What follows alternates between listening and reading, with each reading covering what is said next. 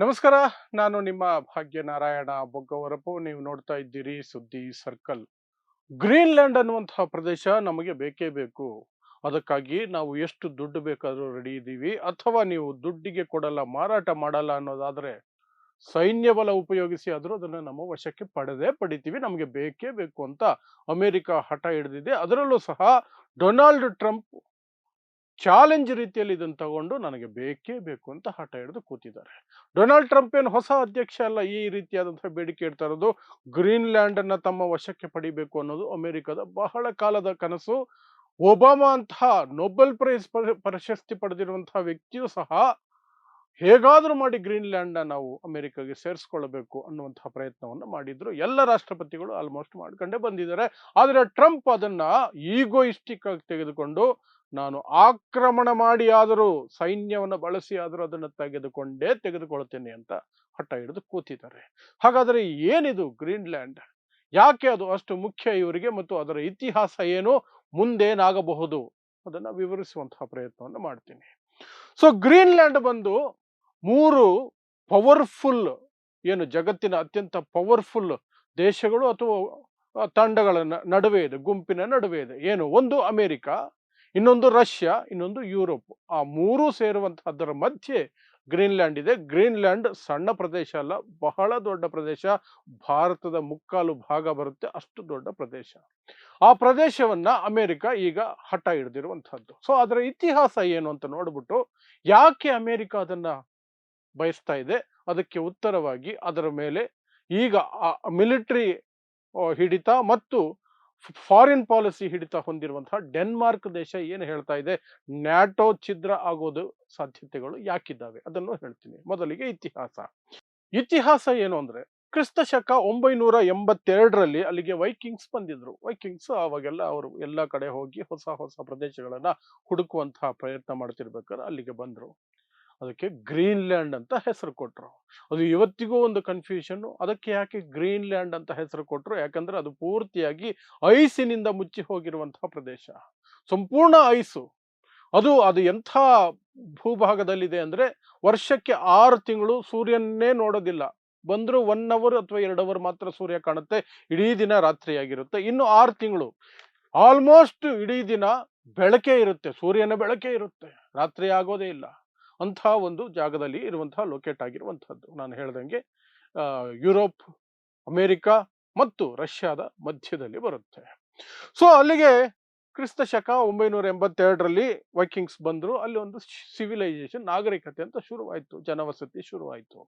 ಆನಂತರ 1721ರಲ್ಲಿ ಆಗ ಡೆನ್ಮಾರ್ಕ್ ಮತ್ತು ನಾರ್ವೆ ದೇಶಗಳು ಒಟ್ಟಾಗಿದ್ವು. ಆ ದೇಶಗಳ ಆಡಳಿತಕ್ಕೆ ಇದು ಒಳಪಡ್ತು. ಯಾವುದು? ಗ್ರೀನ್‌ಲ್ಯಾಂಡ್. ಆ ನಂತರ 1814ರಲ್ಲಿ ನಾರ್ವೆ ಮತ್ತು ಡೆನ್ಮಾರ್ಕ್ ಎರಡು ಇಬ್ಬಾಗ ಆಗಿ ಎರಡು ಬೇರೆ ಬೇರೆ ದೇಶಗಳಾದಾಗ ಅದು ಡೆನ್ಮಾರ್ಕ್ ಅಡಿಯಲ್ಲಿ ಬಂತು ಗ್ರೀನ್‌ಲ್ಯಾಂಡ್. ಆ ನಂತರ 1953ರಲ್ಲಿ ಗ್ರೀನ್‌ಲ್ಯಾಂಡಿಗೆ ಡೆನ್ಮಾರ್ಕಿನ ಕಾನ್ಸ್ಟಿಟ್ಯೂಷನ್, ಡೆನ್ಮಾರ್ಕಿನ ಸಂವಿಧಾನವನ್ನೇ ಅಳವಡಿಸಲಾಯಿತು. ಅನಂತರ 1979ರಲ್ಲಿ ಒಂದಷ್ಟು ಅದಕ್ಕೆ ಸ್ವಾತಂತ್ರ್ಯವನ್ನ ಕೊಡಲಾಯಿತು. ಸೆಲ್ಫ್ ರೂಲ್, ನಿಮ್ಮ ಆಡಳಿತ ನೀವೇ ನಡೆಸ್ಕೊಳ್ಳಿ, ಬಟ್ ಕಂಟ್ರೋಲ್ ಪೂರ್ತಿಯಾಗಿ ನಮ್ಮಲ್ಲಿರುತ್ತೆ ಅಂತ ಡೆನ್ಮಾರ್ಕ್ ಹೇಳ್ತು. ಹಾಗೆ ಇರಬೇಕಾದ್ರೆ 2009ರಲ್ಲಿ ಇನ್ನಷ್ಟು ಸ್ವಾತಂತ್ರ್ಯಗಳನ್ನ ಕೊಟ್ಟರು. ಎಲ್ಲ ನಿರ್ಧಾರಗಳನ್ನು ನೀವೇ ಕೈಗೊಳ್ಳಿ, ಮಿಲಿಟರಿ ಮತ್ತು ವಿದೇಶಾಂಗ ನೀತಿ, ಫಾರಿನ್ ಪಾಲಿಸಿ ಇದು ಮಾತ್ರ ಡೆನ್ಮಾರ್ಕ್ ಅವರು ಕಂಟ್ರೋಲ್ ಮಾಡ್ಕೊಳ್ತೀವಿ ಅಂತ ಡೆನ್ಮಾರ್ಕ್ ಹೇಳಿದೆ. ಅಂದ್ರೆ ಇವತ್ತಿಗೂ ಡೆನ್ಮಾರ್ಕ್ ಅದೇ ಇರೋದು. ಆದ್ರೆ ಕೇವಲ ಡೆನ್ಮಾರ್ಕ್ ಮಾತ್ರ ಅಲ್ಲಿರೋದು ಅಂದ್ರೆ ಅಲ್ಲ. 2ನೇ ಮಹಾಯುದ್ಧದ ಸಂದರ್ಭದಲ್ಲಿ ಜರ್ಮನಿ ಯಾವಾಗ ಡೆನ್ಮಾರ್ಕ್ ಅನ್ನ ಆಕ್ರಮಿಸಿಕೊಂಡಿತ್ತು, ಆಗ ಗ್ರೀನ್‌ಲ್ಯಾಂಡ್ ಅನ್ನ ಬಚಾವ್ ಮಾಡ್ತೀವಿ, ಕಾಪಾಡ್ತೀವಿ ಅಂತ ಹೇಳಿ ಅಮೆರಿಕದವರು ಎಂಟ್ರಿ ಕೊಟ್ಟರು. ಅಮೆರಿಕದವರು ಅಲ್ಲಲ್ಲಿ ಸೇನಾ ನೆಲೆಗಳನ್ನ ಮಾಡ್ಕೊಂಡಿದ್ದಾರೆ ಗ್ರೀನ್‌ಲ್ಯಾಂಡ್ ಅಲ್ಲಿ. ಇವತ್ತಿಗೂ ಸಹ ಅಲ್ಲಿ ಸೇನಾ ನೆಲೆಗಳು ಪರ್ಮನೆಂಟ್ ಆಗಿದ್ದಾವೆ, ಅಮೆರಿಕದ ಸೇನಾ ನೆಲೆಗಳು. ಹಾಗಾಗಿ ಅಲ್ಲಿ ಸೇನೆ ಇಲ್ಲ ಅಂತಲ್ಲ, ಆಲ್ರೆಡಿ ಸೇನೆ ಇದೆ. ಆದರೆ ಆಡಳಿತನ ಕಂಟ್ರೋಲ್ ಮಾಡ್ಕೊಳ್ಬೇಕು, ಇಡೀ ಇದನ್ನ ಅಮೆರಿಕದ ಒಂದು ರಾಜ್ಯ ಮಾಡ್ಕೊಳ್ಬೇಕು ಅನ್ನುವಂಥದ್ದು ಅಮೆರಿಕದ ಉದ್ದೇಶ, ಟ್ರಂಪ್ ಉದ್ದೇಶ ಆಮೇಲೆ ಹೇಳ್ತೀನಿ. ಸೊ ಇಷ್ಟೆಲ್ಲ ಆಗ್ತಿರ್ಬೇಕಾದ್ರೆ ಅಮೆರಿಕದ ಪ್ರಯತ್ನ ಮೊದಲಿನಿಂದಲೂ ಇರುವಂತಹದ್ದು ಏನು ಅಂದ್ರೆ, ಹೇಗಾದ್ರೂ ಮಾಡಿ ಗ್ರೀನ್‌ಲ್ಯಾಂಡ್ ಅನ್ನ ತೆಗೆದುಕೊಳ್ಬೇಕು. ಯಾಕೆ ಯಾಕೆ ಗ್ರೀನ್‌ಲ್ಯಾಂಡ್ ಅಷ್ಟು ಮುಖ್ಯ ಆಗತ್ತೆ? ಯಾಕೆ ಗ್ರೀನ್‌ಲ್ಯಾಂಡ್ ಮೇಲೆ ಅಮೆರಿಕೆಗೆ ಅಷ್ಟೊಂದು ಪ್ರೀತಿ? ಅಲಾಸ್ಕಾ ಕೊಂಡ್ಕೊಂಡಂತೆ, ಇನ್ಯಾವುದೋ ಫ್ಲೋರಿಡಾನ ಕೊಂಡ್ಕೊಂಡಂತೆ, ಇದನ್ನು ಸಹ ಕೊಂಡ್ಕೊಳ್ಳೋದಕ್ಕೆ ಎಷ್ಟು ದುಡ್ಡು ಬೇಕಾದ್ರೂ ಕೊಡ್ತೀವಿ ಅಂತ ಯಾಕೆ ಸಿದ್ಧತೆ ಮಾಡ್ಕೊಂಡಿದೆ? ಅದು ಈಗ ಯಾಕೆ ಅದು ಪಟ್ಟು ಹಿಡಿದು ನಿಂತಿದೆ? ಮೊದಲು ಅಷ್ಟು ಪಟ್ಟು ಹಿಡಿತಾ ಇರಲಿಲ್ಲ. ಸುಮ್ಮನೆ ಕೇಳ್ತಿದ್ರು, ಕೊಡ್ತೀರಾ ತಗೊಳ್ತೀವಿ, ಕೊಡ್ತೀರಾ ತಗೊಳ್ತೀವಿ ಅಂತ ಡೆನ್ಮಾರ್ಕ್ಗೆ. ಈಗ ಬೇಕೇ ಬೇಕು, ಕೊಡ್ಲಿಲ್ಲ ಅಂದ್ರೆ ಆರ್ಮಿನ ಕಳಿಸಿ ಆದ್ರೂ ಕಿತ್ಕೊಳ್ತೀವಿ ಅನ್ನುವಂತಹ ಮನಸ್ಥಿತಿಗೆ ಡೊನಾಲ್ಡ್ ಟ್ರಂಪ್ ಬಂದಾಗಿದೆ. ಸೊ ಏನಕ್ಕೆ, ಯಾಕೆ ಅದು ಮುಖ್ಯ ಆಗುತ್ತೆ? ರಕ್ಷಣಾ ವಿಚಾರದಲ್ಲಿ ಬಹಳ ಮುಖ್ಯ ಆಗುತ್ತೆ. ಯಾಕೆ ಅಂದ್ರೆ ಅದು ನಾನು ಹೇಳ್ದಂಗೆ 3 ಪವರ್ಫುಲ್ ಏನು ಶಕ್ತಿಗಳಿದಾವಲ್ಲ, ರಷ್ಯಾ, ಯುರೋಪ್ ಮತ್ತೆ ಅಮೆರಿಕ, ಇದರ ನಡುವೆ ಬರೋದ್ರಿಂದ ಅಲ್ಲೇನಾದ್ರೂ ಅಮೆರಿಕಾಗೆ ಕಂಪ್ಲೀಟ್ ಕಂಟ್ರೋಲ್ ಸಿಕ್ಕಿದ್ರೆ ಅವರು ರಷ್ಯಾ ಮೇಲೆ ಸಂಪೂರ್ಣವಾಗಿ ಕಣ್ಣಿಡಬಹುದು. ಈ ಕಡೆ ಯುರೋಪ್ಗೆ ಬಹಳ ಹತ್ತಿರ ಆಗತ್ತೆ ಮತ್ತು ಅಮೆರಿಕಾಗೆ ಇನ್ನೊಂದು ದೊಡ್ಡ ಪ್ರದೇಶ ಭೂಭಾಗ ಅದಕ್ಕೆ ಸಿಕ್ಕಂಗಾಗತ್ತೆ. ಈ ಕಾರಣಕ್ಕಾಗಿ ಅದನ್ನ ಬೇಕು ಅನ್ನೋದು ಒಂದು ಕಾರಣ ಅಷ್ಟೇ. ಇನ್ನೊಂದು, ಇತ್ತೀಚಿನ ವರ್ಷಗಳಲ್ಲಿ ಚೈನಾ ಅಲ್ಲಿ ಒಂದಷ್ಟು ಇನ್ವೆಸ್ಟ್ಮೆಂಟ್ ಮಾಡುವಂತಹ, ಒಂದಷ್ಟು ಒಪ್ಪಂದಗಳನ್ನು ಮಾಡಿಕೊಳ್ಳುವಂತಹ ಪ್ರಯತ್ನ ಮಾಡ್ತಾ ಇದೆ. ಅದರಿಂದ ಅಮೆರಿಕಾಗೆ ಹೊಡೆತ ಆಗ್ಬೋದು. ಯಾಕೆಂದ್ರೆ ಅಮೆರಿಕಾಗೆ ಹತ್ರ ಚೈನಾ ಬಂದಂಗಾಗತ್ತೆ. ಅದರಿಂದ ಸಹ ತಪ್ಪಿಸ್ಕೊಳ್ಬೇಕು, ಚೈನಾನ ಇದರಿಂದ ಈ ಪ್ರದೇಶದಿಂದ ಹೊರಗಿಡಬೇಕು. ಆ ಕಾರಣಕ್ಕೆ ಗ್ರೀನ್ಲ್ಯಾಂಡ್ ಅನ್ನ ತಾವು ತೆಗೆದುಕೊಳ್ಳಬೇಕು ಅನ್ನೋದು ಇನ್ನೊಂದು ಉದ್ದೇಶ. ಇನ್ನೊಂದು, ವ್ಯಾಪಾರದ ಉದ್ದೇಶಗಳು ಇದಾವೆ. ಅಲ್ಲಿ ಏನು ಆರ್ಕ್ಟಿಕ್ ಸಮುದ್ರ ಇದೆ, ಅದು ಪೂರ್ತಿಯಾಗಿ ಐಸ್ ಇಂದ ತುಂಬಿರುವಂತಹ ಸಮುದ್ರ. ಆದ್ರೆ ಇತ್ತೀಚಿನ ಬದಲಾವಣೆಗಳು, ವಾತಾವರಣದ ಬದಲಾವಣೆ, ಹವಾಮಾನ ಬದಲಾವಣೆ ಕಾರಣಕ್ಕಾಗಿ ಐಸ್ ಕರಗ್ತಾ ಇದೆ, ನೀರಾಗ್ತಾ ಇದೆ. ಬರ್ತಾ ಬರ್ತಾ ಅದು ಮುಂದಿನ ದಿನಗಳಲ್ಲಿ ಒಂದು ಸಿ ರೂಟ್ ಆಗೋ ಸಾಧ್ಯತೆಗಳು ಹೆಚ್ಚಾಗ್ತಾ ಇದ್ದಾವೆ. ಅಂದ್ರೆ ವ್ಯಾಪಾರಕ್ಕೆ ಹಡಗುಗಳನ್ನ ಓಡಾಟ ಮಾಡೋದು ಕಂಪ್ಲೀಟ್ ಆಗಿ ಸುಗಮ ಆಗತ್ತೆ. ಈಗ ಐಸ್ ಗಟ್ಟೋದು, ಅಲ್ಲಲ್ಲಿ ನೀರು ಅಲ್ಲಲ್ಲಿ ಐಸು, ಈ ರೀತಿ ತೊಂದರೆ ಇರೋದ್ರಿಂದ ಅದನ್ನ ಬಳಸಕ್ ಆಗ್ತಿಲ್ಲ. ಮುಂದಿನ ವರ್ಷಗಳಲ್ಲಿ ಬಳಸಕ್ ಸಾಧ್ಯ ಆಗುತ್ತೆ. ಆಗ ಇಡೀ ಜಗತ್ತಿನ ಸಿ ರೂಟ್ಗಳು ಬದಲಾವಣೆ ಆಗ್ತವೆ. ಈ ಗ್ರೀನ್ಲ್ಯಾಂಡ್ ಮೂಲಕ ಹೋಗುವಂತಹ ಹಡಗುಗಳ ಸಂಖ್ಯೆ ಜಾಸ್ತಿ ಆಗುತ್ತೆ. ಯಾಕಂದ್ರೆ ಶಾರ್ಟ್ ಕಟ್ ಆಗುತ್ತೆ ಯುರೋಪ್ಗೆ, ಅಮೆರಿಕಾಗೆ, ಬೇರೆ ರಷ್ಯಾಗೆ, ಈ ಕಡೆಗೆಲ್ಲ. ಅದರ ಲಾಭ ಪಡ್ಕೊಳ್ಬೇಕು ಅನ್ನೋದು ಸಹ ಅಮೆರಿಕದ ಒಂದು ಉದ್ದೇಶ. ಅದಕ್ಕಿಂತ ಇನ್ನೂ ಒಂದು ದೊಡ್ಡ ಉದ್ದೇಶ, ಆರ್ಥಿಕ ಉದ್ದೇಶ.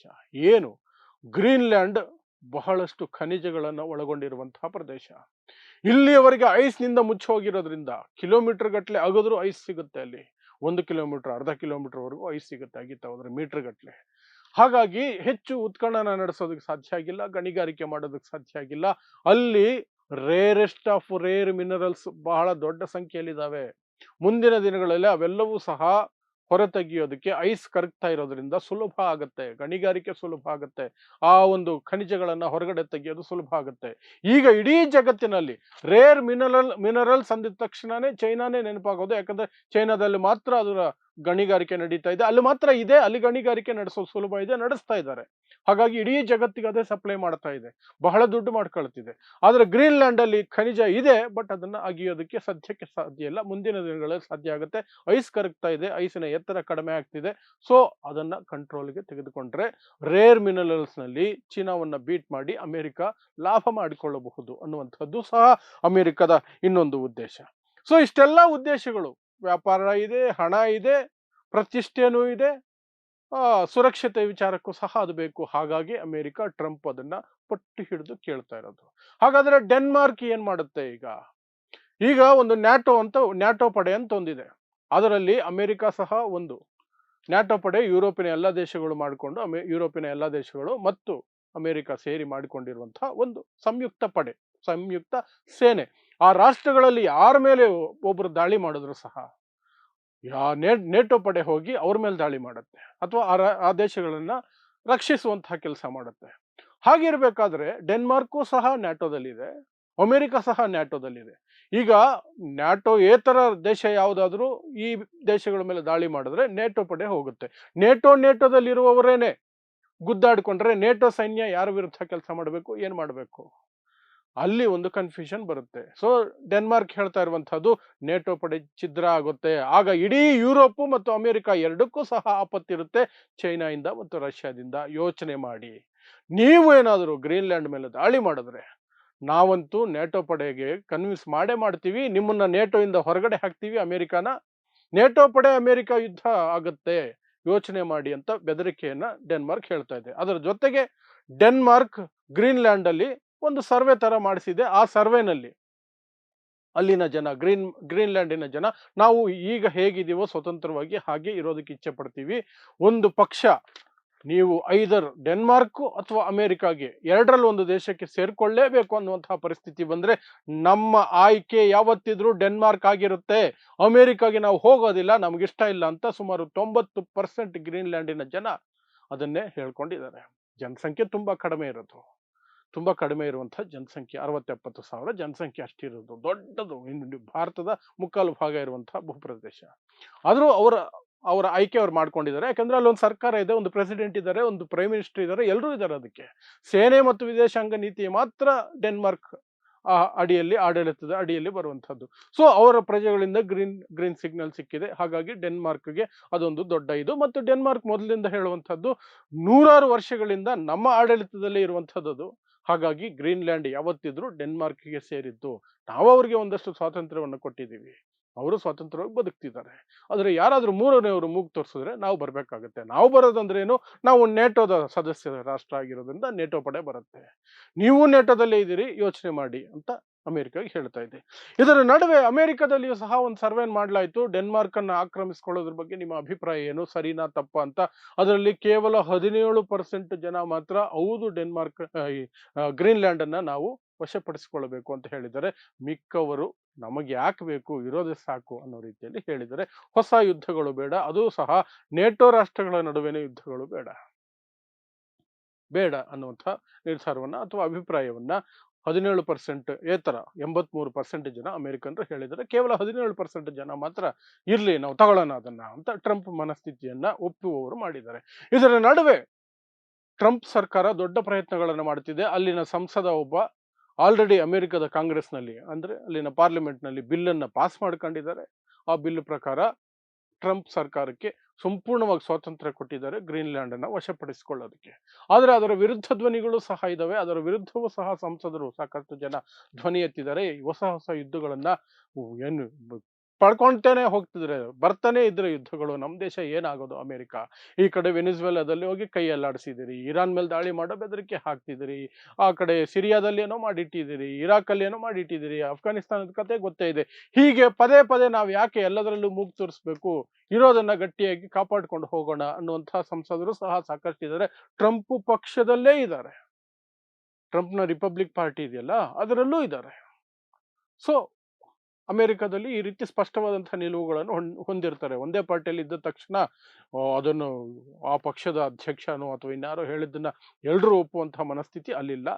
ಒಬ್ಬೊಬ್ಬರದ್ದು ಒಂದೊಂದು ಅಭಿಪ್ರಾಯ ಇರುತ್ತೆ. ಎಲ್ಲರೂ ಸಹ ಅವರ ಅಭಿಪ್ರಾಯವನ್ನ ನಿರ್ಭೀತಿಯಿಂದ ವ್ಯಕ್ತಪಡಿಸ್ತಾರೆ. ಹಾಗೆ ಟ್ರಂಪ್ ಪಕ್ಷದವರೇ ಹೇಳ್ತಿದ್ದಾರೆ, ಯಾಕೆ ಗ್ರೀನ್ಲ್ಯಾಂಡ್ ವಿಚಾರ ನಮಗೆ ಬೇಕು, ಸುಮ್ಮನಿರಿ, ಅದಾಗದು ಬಂದರೆ ಅವರಾಗ ಅವ್ರು ಬರ್ತೀನಿ ಅಂದ್ರೆ ಆಗ ನೋಡೋಣ, ಈಗ ಬೇಡ, ಬಲವಂತಕ್ಕೆ ತೆಗೆದುಕೊಳ್ಳೋದು ಬೇಡ ಅನ್ನುವಂತಹ ಮಾತುಗಳನ್ನು ಅದು ಹೇಳುತ್ತಿದೆ. ಸೊ ಇಷ್ಟು ಡೆನ್ಮಾರ್ಕ್ ಮತ್ತು ಗ್ರೀನ್ಲ್ಯಾಂಡ್ ವಿಚಾರವಾಗಿ ಅಮೆರಿಕ ಮಾಡ್ತಿರುವಂತಹ ಕಿತಾಪತಿ. ಗ್ರೀನ್ಲ್ಯಾಂಡ್ ಅನ್ನು ವಶಪಡಿಸಿಕೊಳ್ಳಬೇಕು ಅನ್ನುವಂಥದ್ದು ಮತ್ತು ಡೆನ್ಮಾರ್ಕ್ ಅದಕ್ಕೆ ಐತಿಹಾಸಿಕ ಕಾರಣಗಳು ಮತ್ತು ಗ್ರೀನ್ಲ್ಯಾಂಡ್ನ ಜನರ ಅಭಿಪ್ರಾಯವನ್ನ ಮುಂದಿಟ್ಕೊಂಡು ಇದು ನಮ್ಮದು, ನಮ್ಮದಾಗೆ ಉಳಿಯುತ್ತೆ, ನಾವು ಬಿಟ್ಟುಕೊಡಲ್ಲ, ಯುದ್ಧ ಬೇಕಾದ್ರೆ ಮಾಡ್ತೀವಿ ಅಂತ ಸಿದ್ಧವಾಗಿ ನಿಂತಿರೋದರ ಹಿನ್ನೆಲೆಯಲ್ಲಿ ಅದಕ್ಕೆ ಕುರಿತಾದಂತಹ ಒಂದಷ್ಟು ವಿವರಗಳು. ಇಂಥದ್ದೇ ವಿಶೇಷ ಸುದ್ದಿಗಳಿಗಾಗಿ ನೋಡ್ತಾ ಇರಿ ಸುದ್ದಿ ಸರ್ಕಲ್. ನಾನು ನಿಮ್ಮ ಭಾಗ್ಯನಾರಾಯಣ ಬೊಗವರಪು.